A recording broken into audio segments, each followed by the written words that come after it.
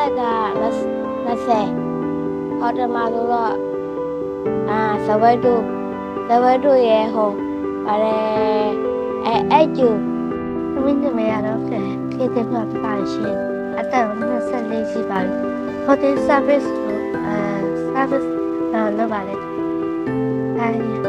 next week လည်းပါပါတယ်ရှင် service ပြပါဝေတာလုပ်ဖို့လေစစ်ခိုင်ရပါအရင်ပြောပါတယ်။ဒါကဇဝဲထုံးနဲ့ဒီပါရဲ့အေးဂျိုနဲ့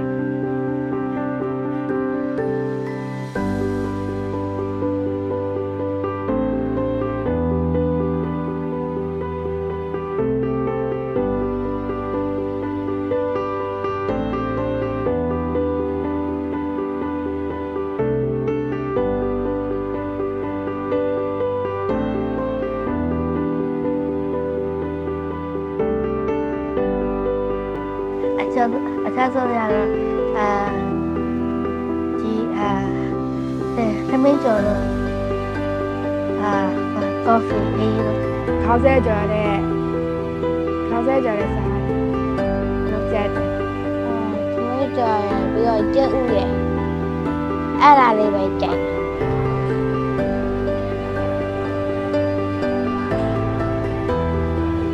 ပြောလို့ပြောတယ်ပြီးတော့တငယ်ချင်းတွေနဲ့ပျော်ပါပြီးတော့အလုပ်စားတာတော့ကြိုက်ဒီနေ့ကတည်တဲ့တပတ်ပေါ့စောကြည့်တယ်ဆိုပြီးတော့တငယ်ချင်းတွေဝါပြီးတော့စကြတယ်ခေလေးတငယ်ချင်းတွေကကျောင်းသူတက်ခဲ့တယ်ငယ်လေးကပါလာခဲ့တာကြရတယ်ကြဖြစ်ရှင်ရတယ်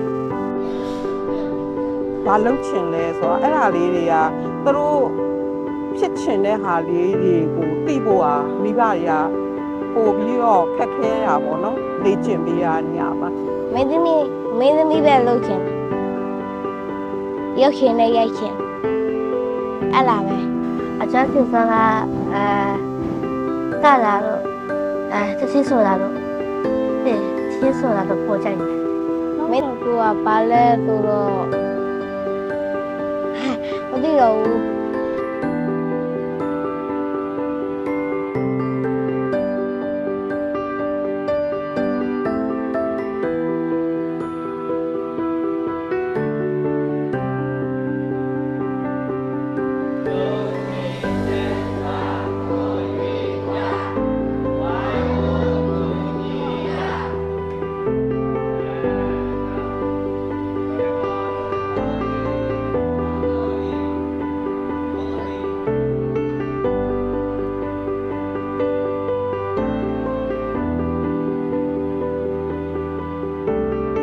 မမေဆေးတောင်းနေရတယ်ပြေးကြောင်းနေအဲ့ဆေးဘိုးတွေကိုပေးချင်တယ်ဆိုတော့ဒီအလုံးလုံးတော်လေးသူတခါတလေလေးအဲ့ဒီရလိုက်တာလေးတွေကိုကျမတို့ကတော့ကျမတို့တွေမျက်ရည်ကျတယ်ဒီလားသူ့အဖေကလည်းအလုတ်ကနားလိုက်တဲ့အခါကျတော့သူကပြောလာလဲဆိုတော့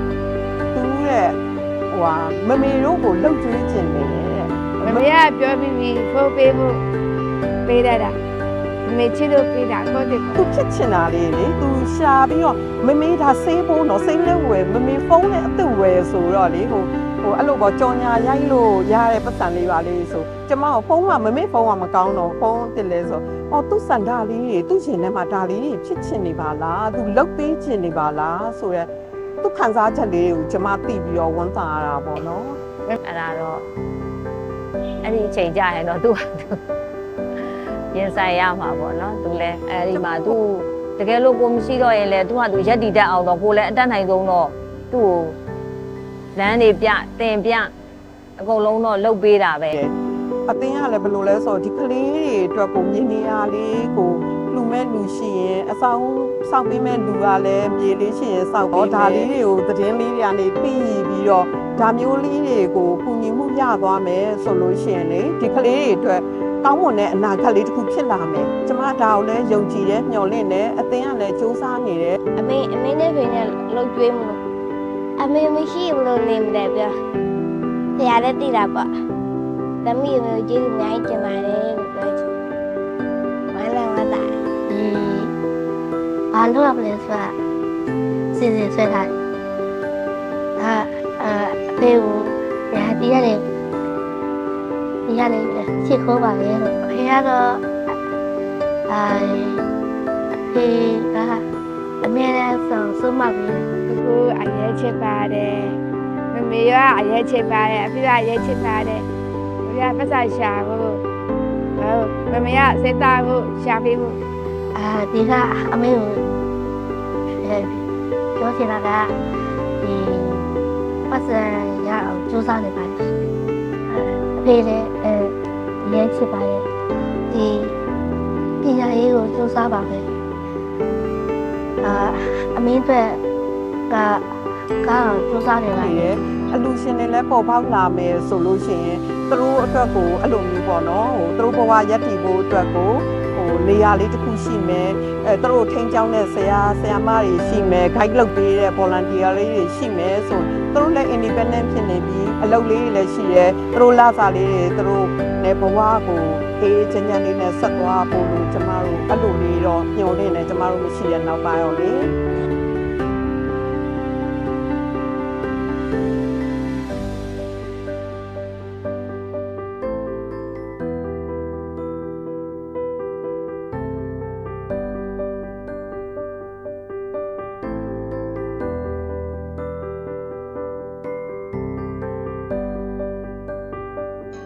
ပြောရမယ်ဆိုတော့